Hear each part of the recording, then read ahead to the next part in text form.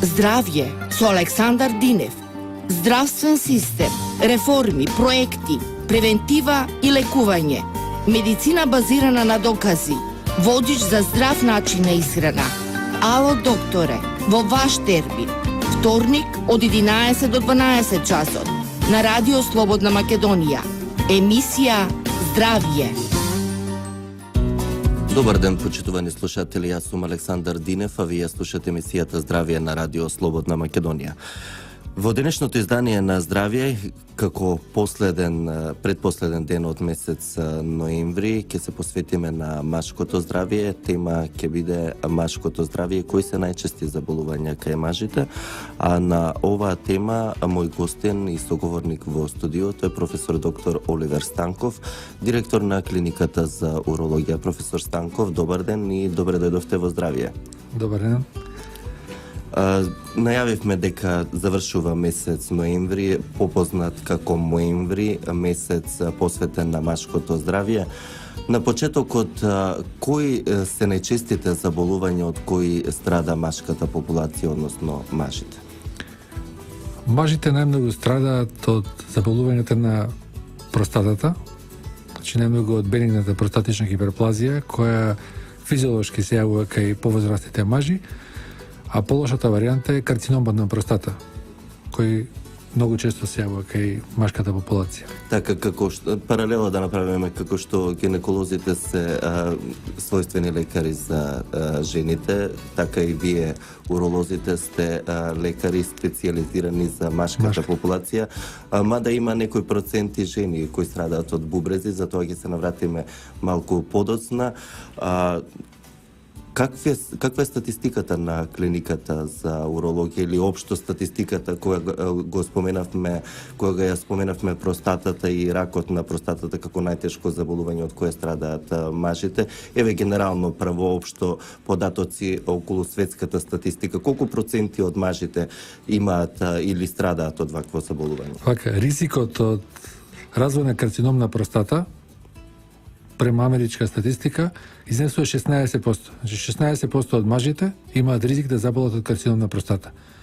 Меѓутоа само 2,9% од нив умираат од карцином на простата. Тоа значи дека навремено откривање на карциномот на простата кај мажите доведува до малтене потполно излекување ако навреме се открие болеста. Така, споменавте дека ова заболување е најчесто кај повозрастната машка популација.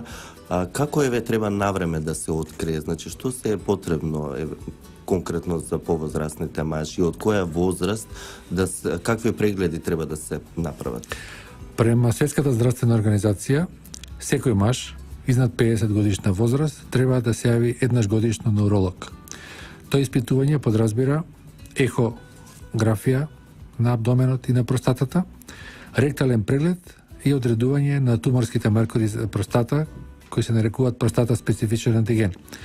Значи, овие три испитувања мора да бидат заедно, затоа што, ќе ви кажам некоја статистика, дека кај мажите нормалните вредности на туморските маркери се од 0 до 4 нанограми во милилитар. Значи, во тие нормални вредности од 0 до 4 нанограми во милилитар, ако има промена на ректален преглед, 15% од мажите имаат веќе карцином на простата. Ако е од вредноста на туморските марки од 4 до 10, 25% од мажите имаат карцином на простата. Зборувам кога ректалниот преглед е позитивен, а над 10 нанограми во милилитар, 50% од мажите имаат карцином на простата.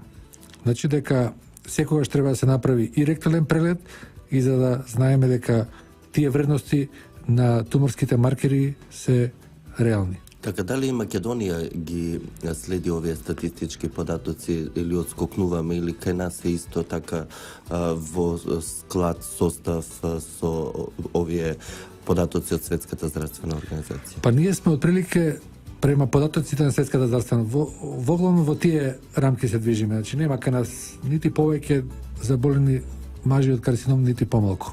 Отприлике тоа е процентот. Во моментот во Америка живеат околу 3 милиона мажи кои имаат диагностициран карцином на простата. Така.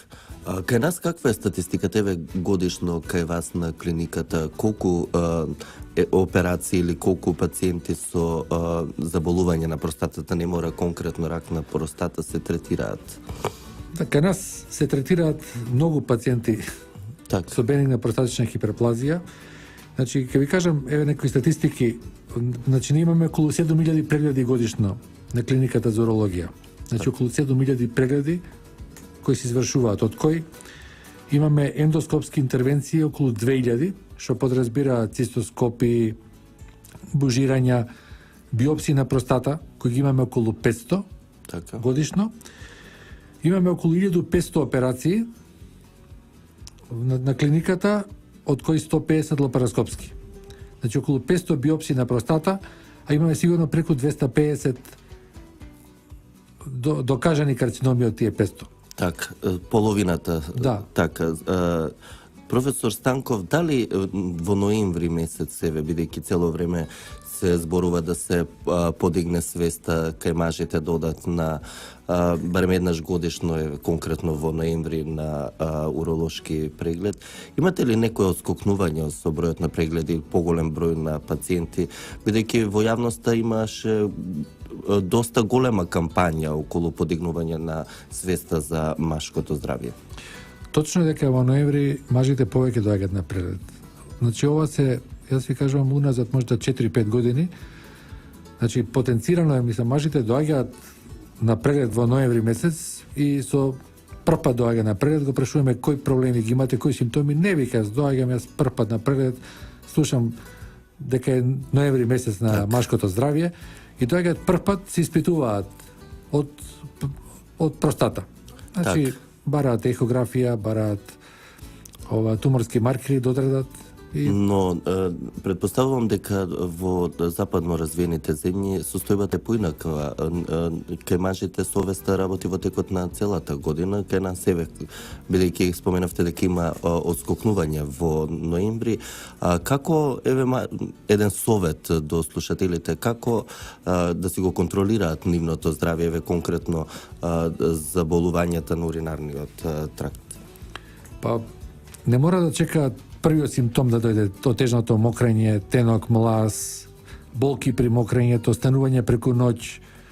Значи, они треба да се почитува препораката на Светската здравствена организација, дека над 50 годишна возраст, они треба да се јават на уролог.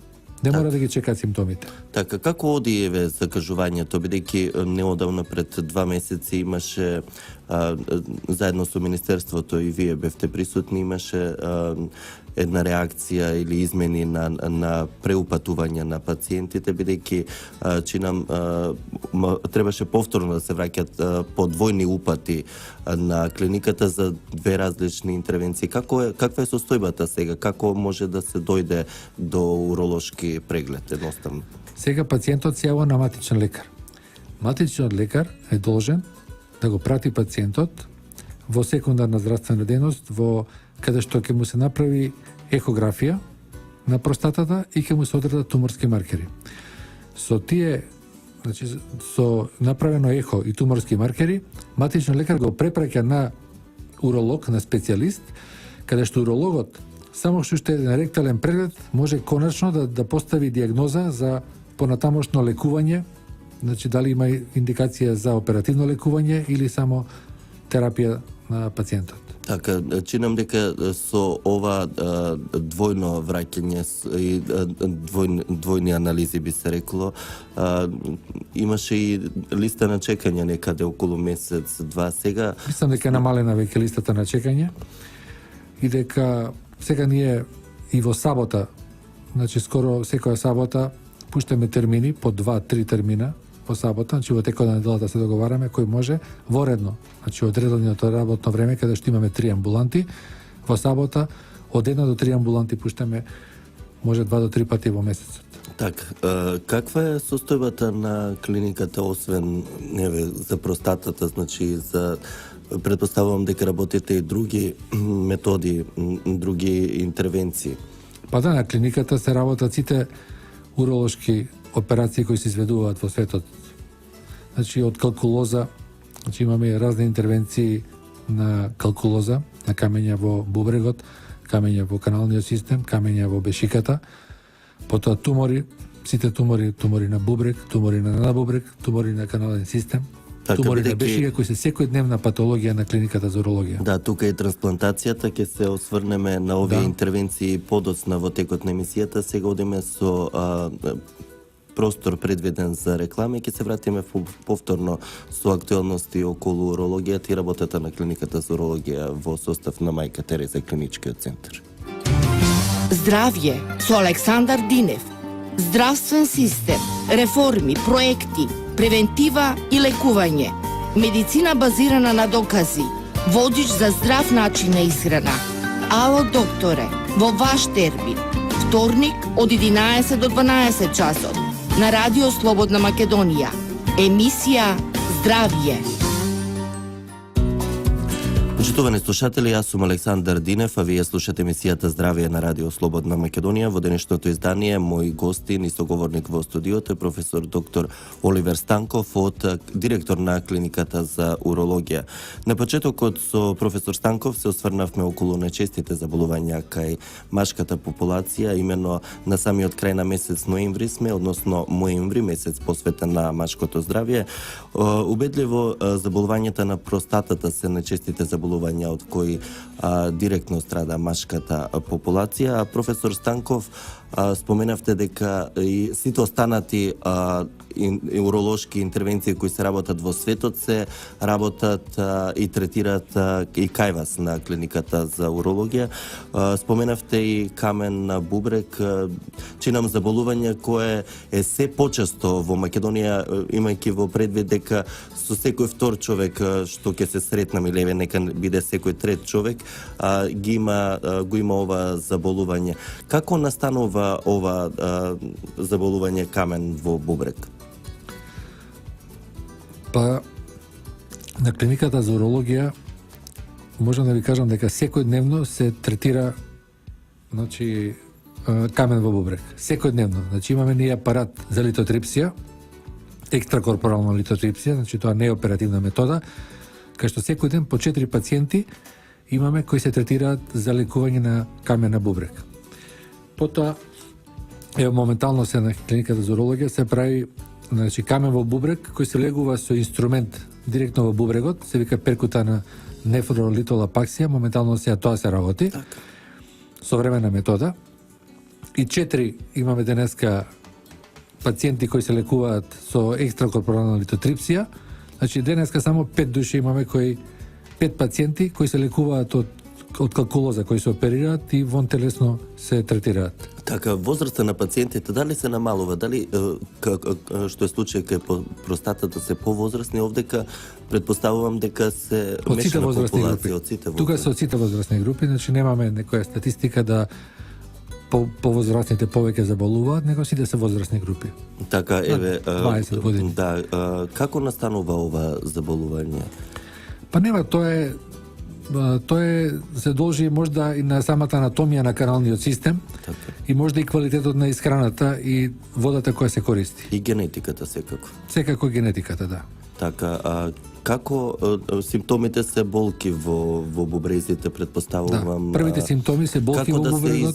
Како да се извршат вакви прегледи, доколку има сомневање кај граѓаните дека имаат камен во бубрегот? Значи, со наједноставен ехо преглед на уринарниот тракт, со наједноставен ехо преглед може да се види дали постои или не постои калкулоза во каналниот систем. Така. Сосем доволно е со еден ехо преглед да се направи годишно. Кога сме кај бубрезите, кај вас на клиникава исто така се работат и трансплантациите на бубрек. Еден период имаше застој, но во текот на летниот период, потоа најавивте дека ќе продолжите. Како оди темпото? Дали до крајот ќе се реализираат и оние останати 4-5? Да, ќе се реализираат. Требаше утре да имаме, меѓутоа технички причини, фактички од здравствени причини на полниот кој требаше да дава бубрек, се одложува утрешната трансплантација. Меѓутоа, темпото се одржува и мислам дека до крајот на годината ќе ги завршиме сите предвидени операции за трансплантација на бубрек. Така, еден период важевте за врвна, клиниката важеше за врвна установа каде што се вршат вакви трансплантации во регионот. Еден период се засиливте, имавте и многу трансплантации, но чинам дека се уште трансплантацијата од кадавер не е заживеа на тоа ниво, посакувано ниво и за лекарите и за самите пациенти. Предпоставувам дека треба уште многу да се работи за да се подигне свеста за дарување. Да. Значи, на клиниката за урологија веќе 30 на години се работи трансплантација на бубрек. Имаме преку 330 трансплантации на бубрек. Во еден период пред 20 на години направивме можда 30-40 кадаверични трансплантации и во последниот период пред 2 години направивме 6 или 8 кадаверични трансплантации. Тоа е трансплантација од починат донор. Тоа е од донор со мозочна смрт, кој се нарекува кадавер, значи пациентот има мозочна смрт, тоа е иреверзибилен процес од кој нема повраток, и во договор со фамилијата ние се договараме да фактички болничкиот координатор дали може да се искористат органите за трансплантација кај луѓето кои им се потребни. Бидејќи често слушаме за сообраќајки, често слушаме за млади животи како згаснуваат, предпоставувам дека овие 8 се релативно мал број во споредба со оние бубрези кои би можеле да се искористат доколку заживее хуманоста и доколку се подигне на она посакувано ниво кадаверичната трансплантација. Да, потребни ли се ова е мал кампањи? број. Потребна е кампања, сигурно. Во Хрватска може да ви кажам малтене секој ден има кадаверична трансплантација, што на бубрези, што на срце, бели дробови. Значи секојдневно се работи. Кај нас можда свеста на граѓаните треба да се подигне. Може треба да има повеќе кампањи во тој правец. Но мислам дека законот еве пример доколку јас би сакал да се даруваат моите органи, но сепак крајниот збор ќе го има моето семејство во случај. Тоа го предвидува законот, можеби и тука е кочницава доколку јас еве сакам да бидам хуман и после некоја несреќа или пример кажувам, да се трансплантираат, односно да се подарат моите бубрези за да остане така. Ако јас сум решил до крајот на животот, има ли во светот такви примери, такви држави или сепак и таму семејството го кажува последниот збор? Секојаш семејството го кажува последниот збор. Меѓутоа свеста на граѓаните на друго ниво. Значи семејството секојаш е тоа што го кажува последниот збор. Ние тоа сме го правили порано и сега така. Со семејството сепак пациентот ако во текот на животот се потпише на матичен лекар дека не ќе да ги дарува своите органи, тогаш не се ни прашува семејството. Меѓутоа и да не го направи тоа, а пациентот е во мозочна смрт, секојаш фамилијата одлучува за неговото тело. Така, но тоа е една тешка ситуација, тешки моменти каде што во тага, во болка семејството не верувам дека согласно нашиот менталитет некој би размислувал о тој друг аспект и можеби за тоа се многу малку овие 8 трансплантации последниот период. Па мислам дека и тоа е причината. Значи семејството во тој момент можда и не е доволно свесно во кај се наоѓа, во која состојба. Тоа се обично млади луѓе, загинуваат ненадедно, влегуваат во мозочна смрт, значи со сообраќајни несреќи, мозочни удари. Така да можда и доволно свеста не е развиена кај луѓето уште. Треба да се работи повеќе во тој правец. Но државата е во политичка кампања, да се надеваме дека до година ќе се стабилизираат работиви и дека и на ова поле ќе се работи малку повеќе. Од друга страна, на урологија има секогаш во секое време подготвено тимови кои можат да вршат вакви трансплантации. На урологија има секогаш подготвено тимови да направи и експлантација и трансплантација на бубрегот. Так, колку време се прават овие трансплантации, период, временски интервал, еве конкретно за еден пациент? Колку време трае? Така, колку трајат овие интервенции, трансплантации? Едната, значи вадењето на бубрек од жив дарител трае околу 2 часа и трансплантацијата е околу 2,5 до 3 часа. Значи отприлика околу 5 часа би траело вадење на бубрегот на дарителот и ставање на бубрегот Така, примателот. логички првото прашање што секој слушател кој не се разбира доволно во медицината би го поставил, може ли да се живее нормално со еден бубрек? Да, со еден бубрек се живи исто како со два бубрека. Значи нема никаква разлика. Ние претходно ги испитуваме болните и сме сигурни дека двата бубрека се во ред, тогаш го вадиме едниот бубрек. Се вади секогаш можда и малку послабиот бубрек. Ако е 51-49 или кој е 53, другиот 47% од вкупната бубрежна функција, тој што е со послабата функција, тој бубрек го вадиме. Така. Од дарител. Така. Ќе направиме од дарителот и потоа се пресадува кај пациентот кој го прима бубрегот. Так, возраста исто тука варира, бидејќи имаше и доста млади приматели на бубрек. Сме имали доста млади приматели, а возраста за земање бубрек сме имали пациенти кои имале преку 70 годишна така, тоа возраст. обично се членови од нивните семејства. Да, најчесто се тие роднини или емотивно Но не мора блиски. да значи дека најблиските прво колено мајката и таткото дека можат да бидат идентични. Значи државата дозволи и роднини од поблиски роднини и емотивни врски. Значи маж и жена може љубовници и така. Значи и емотивна врска. Дори може да се направи трансплантација. Добар чекор за да може секако да им се излезе во пресред на пациентите, но и на оние кои од хуманост и од љубов би сакале да даруваат. Ќе направиме уште една кратка пауза за реклама и ќе се вратиме повторно со нови информации околу работата на клиниката за урологија.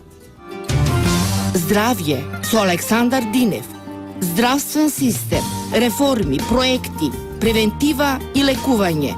Медицина базирана на докази. Водич за здрав начин на исхрана. Ало докторе, во ваш термин. Вторник од 11 до 12 часот. На Радио Слободна Македонија. Емисија Здравје. Почитувани слушатели, јас сум Александар Динев, а вие слушате емисијата Здравје на Радио Слободна Македонија. Во денешното издание на Здравје мој соговорник и гостин во студиото е професор доктор Оливер Станков, директор на клиниката за урологија. Професор Станков, во првиот дел ги обработивме сите теми околу заболувањата најчести кај мажите и кои интервенции се прават на клиниката за урологија. Малку да посветиме внимание во денешното издание на Здравје и околу функционирањето на клиниката за урологија. Колку лекари брои ова јавна здравствена установа? На клиниката за урологија има 14 лекари, кои 12 специјалисти и 20 лекари на специјализација. Сите лекари имаат задача. Значи, на утрински состанок се договараме секој што си работи својата задача. Ние сме распределени секој ден кој е во операциона сала, кој е во амбуланта, кој е на апаратот за кршење камења на литотрипторот, кој е дежурен. Значи секој ден секој си ја обавува својата врска. Имаме две операциони сали. Секој ден едната ендоскопска сала, кај што работиме околу 5 до 7 случаи, и другата е отворена хирургија, сала за отворена хирургија и лапароскопска. Тука работиме околу 2 до 3 случаи дневно. Така, тука предпоставувам се и трансплантациите. Да, трансплантациите ги работиме кога работиме трансплантација, во петок обично, во двете сали. Во едната сала се вади бубрегот, во другата сала се става бубрегот. Така, споменавте колегиум. Како се одвива на еден лекар, еден работен ден? Во колку почнува, во колку мора да биде на клиниката и кога завршува? Има ли конкретно работно време? Па има. Значи, лекарот, ние почнуваме со работа во 8 часот наутро. Имаме утрински состанок, каде што се презентира дежурството претходно, како поминало. Јас бев вчера дежурен, да кажеме. Ноќеска имав работа, што работев, презентирав, кажав. Така, кои пациенти се задржани? Кои пациенти се примени во текот на вчерашниот ден? Дали имало некои прегледи во амбуланта, во ургентната амбуланта?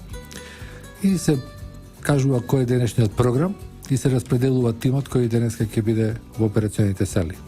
Така, предпоставувам дека на дежурства, кога споменавте дека сте дежурен, дека и во текот на ноќта луѓе во тој менталитет се уште не е искоренат, дури при мала болка бараат интервенции, знаат дека секогаш има 24 часа достапен. Имате ли такви случаеви, како и во останатите клиники, конкретно ургентниот центар, бидејќи знаат дека работи 24 часа и нешто што може да почека во средног, во 2-3 по полнок знаат да дојдат и да побараат лекарска помош и да чека некој на вистина на кого му е неопходна вашата помош?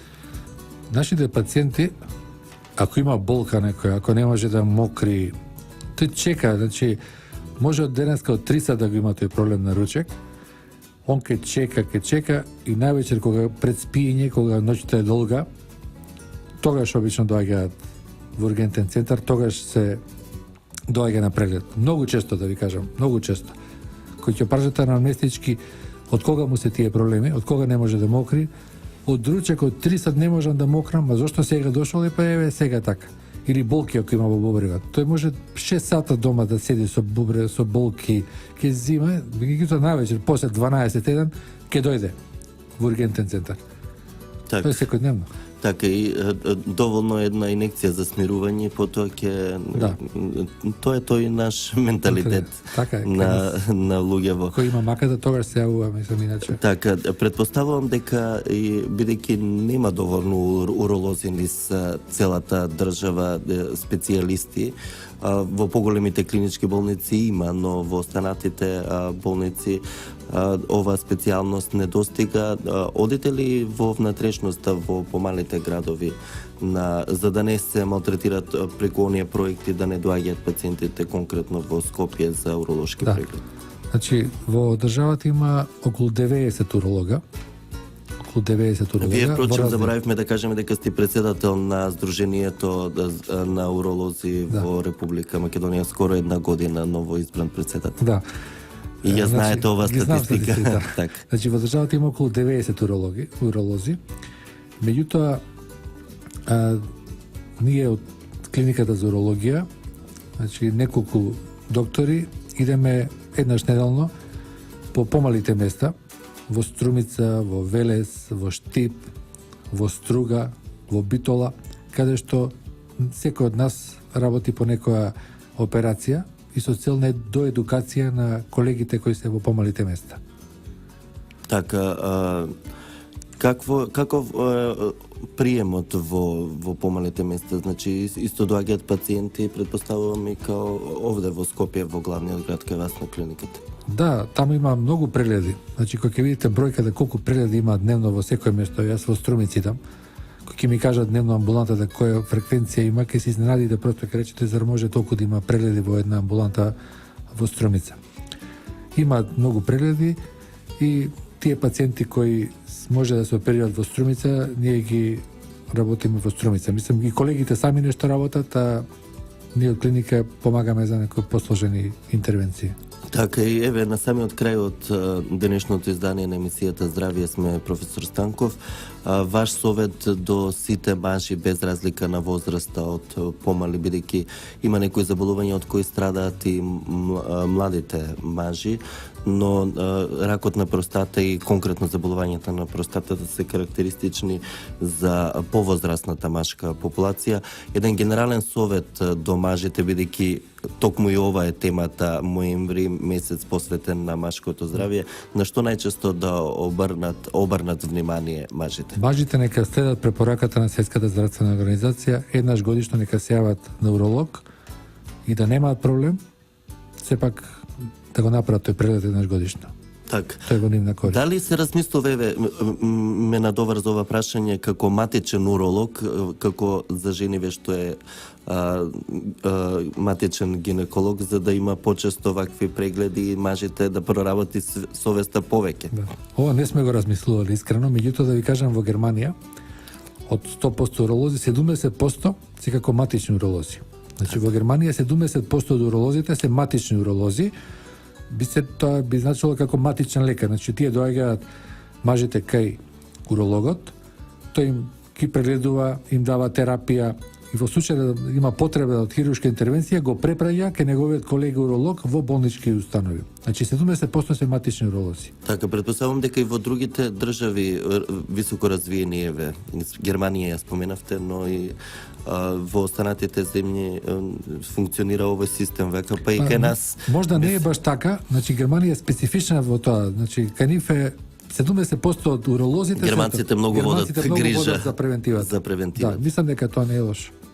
Така, немаме доволно специјалисти кај нас, мислам, иначе не е лошо, тоа сигурно е многу добро. Така, 90 на толкова територија на толков процент се навистина малку во споредба со она што го заболувањата кои ги заболувањата, но и со гинеколозите кои ги има доволно за да можат да функционираат и како примерна здравствена заштита. Еве доволно е да го послушаат вашиот совет еднаш годишно да направат. Може и тоа може да биде ноември, но не мора. Може во не текот. Не мора, ќе биде многу гужва тогаш. Така. Во текот на целата година доаѓаат. Така, професор Станков, ви благодарам за овие корисни информации и за гостувањето во денешното издание на Здравје.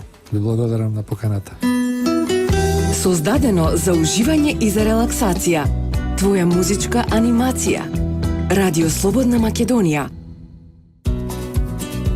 Почитувани слушатели, јас сум Александар Динев, а вие слушавте емисијата Здравје на Радио Слободна Македонија.